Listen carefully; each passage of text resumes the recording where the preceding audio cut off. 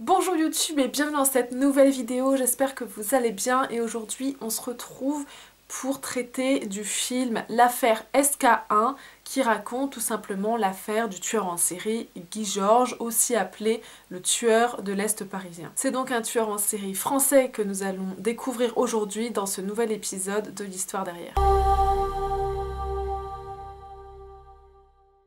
Guy Georges est surnommé le tueur de l'Est parisien et il faut savoir qu'il a donc tué entre 1991 et 1997 officiellement. Puisqu'en fait on va voir dans son histoire qu'il y a beaucoup d'agressions, même d'autres viols qui ont été faits avant et qui ne concernent pas la région parisienne. Mais Guy Georges a bel et bien été actif depuis même tout jeune et c'est ce qu'on va découvrir aujourd'hui. Guy Georges naît en 1962 d'un père afro-américain militaire et d'une mère qui est serveuse. À sa naissance, il s'appelle Guy Rampillon, mais en fait il sera très vite abandonné par sa mère, puisqu'en fait son père lui repart aux États-Unis en tant que militaire, et sa mère, elle, décidera d'abandonner son enfant. Il est donc confié à la DAS et il passe de famille d'accueil en famille d'accueil, et il sera notamment confié à une famille d'accueil dans laquelle il passera pas mal de temps. Donc il faut savoir que dès l'âge de 10 ans, Guy Georges, il est passionné par une chose, c'est la chasse, et c'est à ce même âge qu'il volera son premier couteau qui lui servira en fait à traquer ses proies, c'est-à-dire qu'il fabrique de petits pièges qu'il place dans la forêt et il peut observer comme ça pendant des heures ses proies. À l'âge de 14 ans, il tente pour la première fois d'étrangler une de ses sœurs adoptives, donc qui est la fille du couple chez qui il est en famille d'accueil. Elle s'appelle Roselyne et elle parvint à le faire fuir en hurlant. Donc Roselyne, elle est handicapée mentale et ses parents ne s'inquiéteront bizarrement pas plus que ça du fait que Guy ait commis ce geste. Guy il dira lui-même qu'il ne sait pas comment expliquer le fait qu'il ait tenté de l'étrangler et ça n'ira pas plus loin. Il se montre de plus en plus agressif avec ses grandes sœurs d'accueil et en même temps vachement rebelle face à leur autorité en fait. C'est le 31 mars 1976, donc à l'âge de 16 ans, soit 2 ans après avoir tenté pour la première fois d'étrangler une de ses sœurs adoptives, qu'il tentera à nouveau d'étrangler une autre de ses sœurs adoptives, cette fois-ci avec une barre de fer. Elle parvint cependant à lui échapper en le mordant jusqu'au sang. Là encore, les parents constatent que Guy n'éprouve aucun remords, aucun regret face à son geste qui aurait pu être fatal pour la jeune fille, et c'est à ce moment-là qu'ils décident de contacter la DAS et de demander tout simplement que Guy soit retiré de leur famille parce qu'ils commencent à sérieusement avoir peur pour leur fille. Guy à partir de ce moment-là sera placé dans plusieurs établissements spécialisés et en tout cas n'ira plus en famille d'accueil. Sa haine pour les femmes, donc elle a bien commencé et là elle se manifeste de plus en plus puisqu'il prend énormément de plaisir à les effrayer, et c'est d'ailleurs ce qui va marquer plus tard ses crimes, c'est vraiment cette haine qu'il a envers les femmes. Quand il quitte le foyer, malheureusement il commettra de nombreuses agressions avant de passer à ses meurtres, puisque comme je l'ai dit, en fait ça va en escaladant et tout au long de sa vie il a agressé des jeunes femmes, violé des jeunes femmes, tenté d'en violer d'autres, etc. Donc le 6 février 1979, il agressera Pascal C. Donc il la suit pendant un temps avant de la bloquer et de lui demander son argent. Ensuite, il tente de l'étrangler, mais elle hurle et lui, face à ça, en fait, se met à fuir. Il est cependant retrouvé assez rapidement et il sera enfermé une semaine en prison. Un peu plus d'un an plus tard, donc le 5 mai 1980, c'est Jocelyne S, qui a donc 24 ans, qui se fait agresser.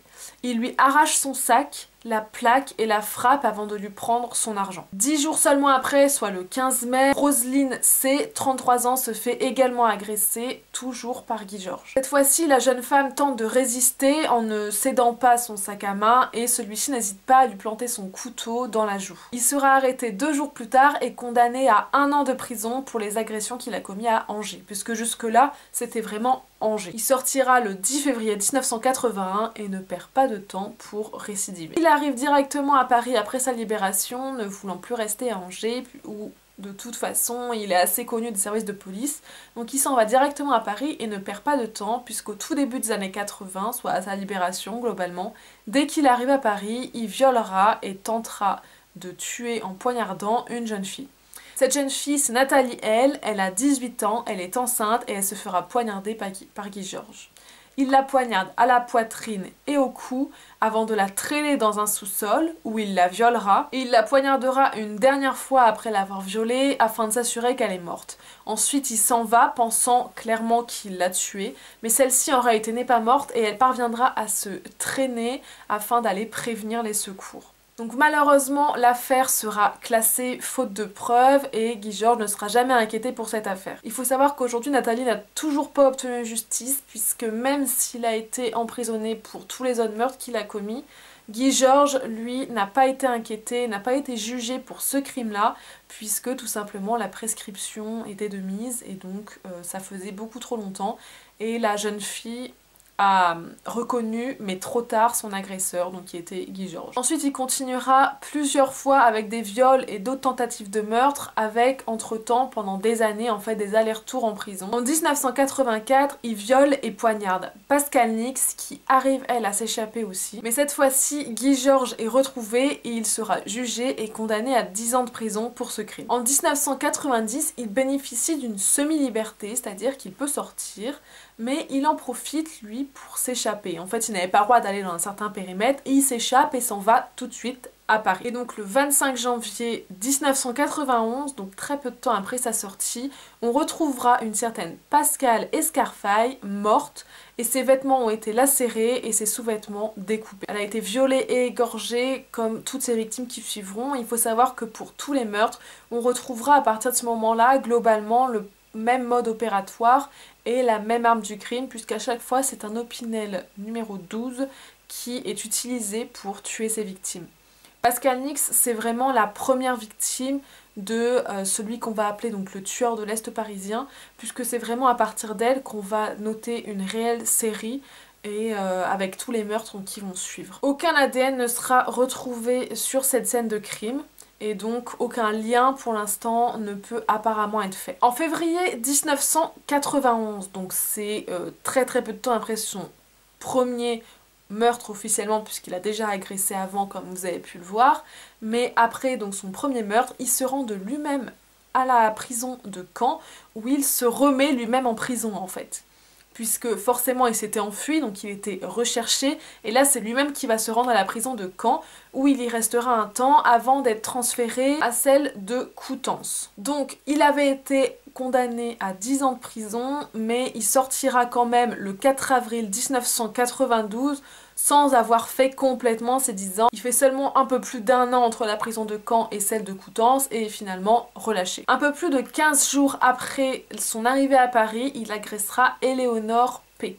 Elle est étudiante et il la menacera d'abord de son couteau. Elle tentera de la madouer en lui parlant, mais ça va l'énerver beaucoup plus qu'autre chose. Il va la projeter par terre et celle-ci, une fois donc elle est libérée vraiment de ses mains et de son couteau surtout, elle se met à hurler de toutes ses forces, ce qui prévient les voisins. Il se précipite directement sur elle et lève son couteau comme pour la poignarder, mais les voisins accourent à toute vitesse et en entendant les bruits que font les voisins en venant, Guy Georges prend peur et il fuira. Malgré tout, la police a quand même été prévenue par le concierge de l'immeuble qui lui aussi avait été alerté par les cris de la jeune fille et la police rattrapera très vite Guy Georges. Suite à ça, il sera condamné à 5 ans de prison, dont 3 ans avec sursis. Il est finalement libéré le 5 novembre 1993, donc après, encore une fois, comparé à sa peine, très peu de temps de prison, comparé à aussi ses actes qu'il a commis.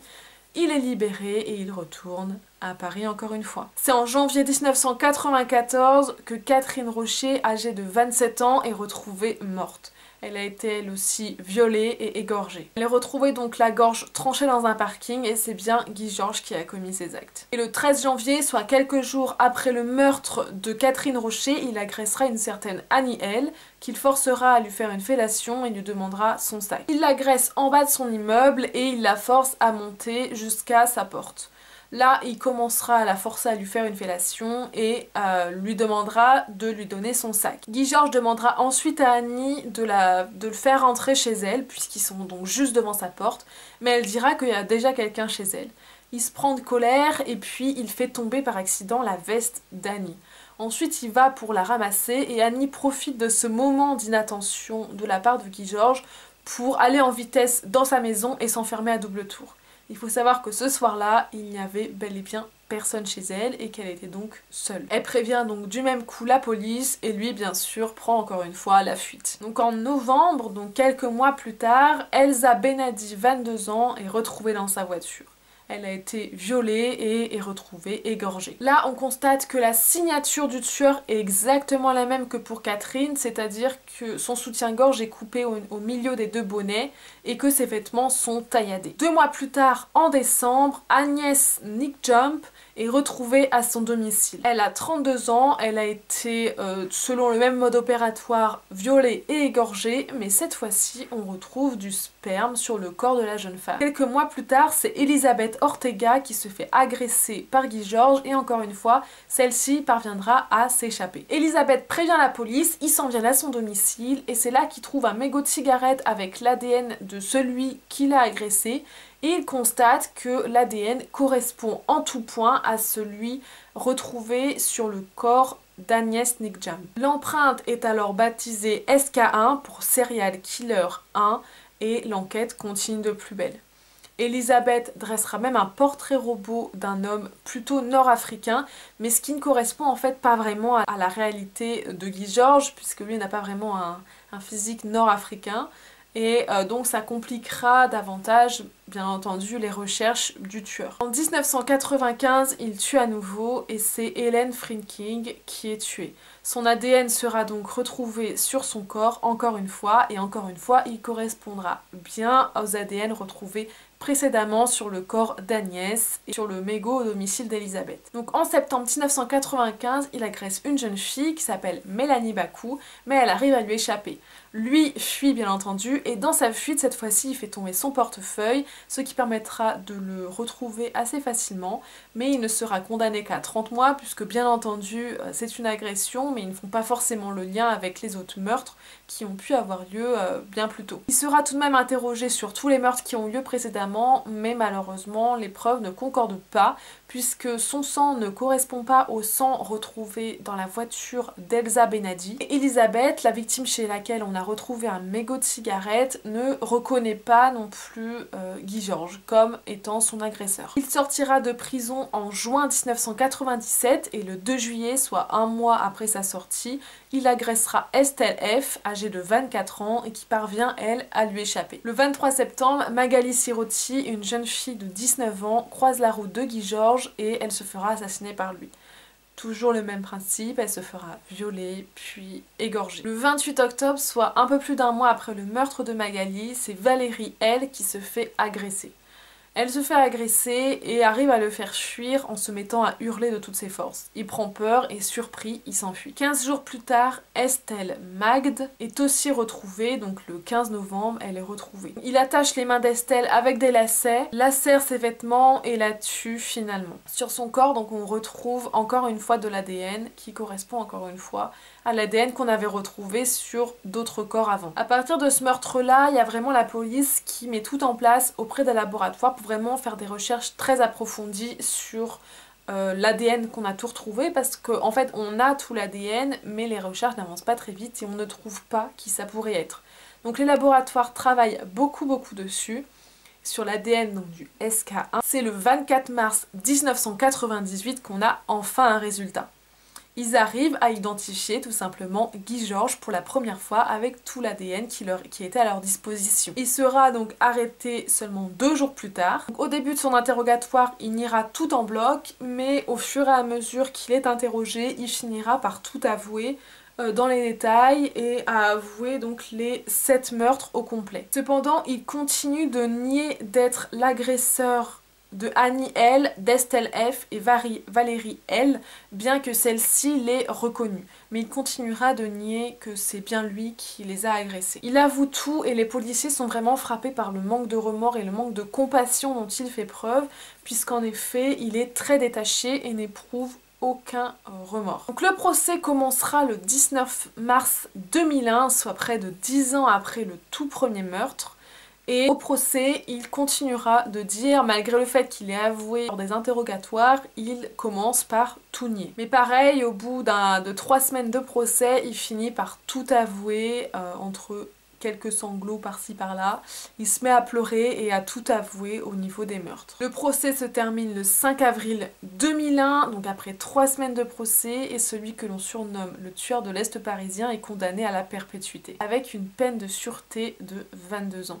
Donc il est condamné en 2001, donc ça veut dire que sa peine de sûreté de 22 ans, eh ben, elle devrait se terminer d'ici à 2023. Donc suite à cette affaire, donc il y a la FNAEG qui est créée, donc c'est un organisme qui répertorie vraiment l'empreinte digitale et ADN globalement de beaucoup de monde et qui permet de faciliter globalement les enquêtes quand il y a des traces ADN. Puisqu'ici on voit bien qu'en fait ils avaient l'ADN relativement tôt, mais que faute de moyens et tout, et ben, ils n'ont pas pu comparer très vite cet ADN qui avait déjà été enregistré donc dans les fichiers de la police d'Angers, puisqu'il avait déjà commis des agressions là-bas et avait déjà été condamné pour ces mêmes agressions. Donc c'est la fin de cette vidéo, j'espère qu'elle vous aura plu. N'hésitez pas à me dire dans les commentaires ce que vous pensez de cette affaire. Vous en avez sûrement entendu parler, Guy Georges est quand même assez connu, et donc c'était le tout premier tueur en série français que je traitais, donc dites-moi si vous en voulez plus, des tueurs en série français ou belges même. Si cette vidéo vous a plu, n'hésitez pas à vous abonner et à mettre un petit j'aime, ça fait toujours plaisir. Et quant à moi, je vous retrouve une prochaine fois pour une autre vidéo. Bisous!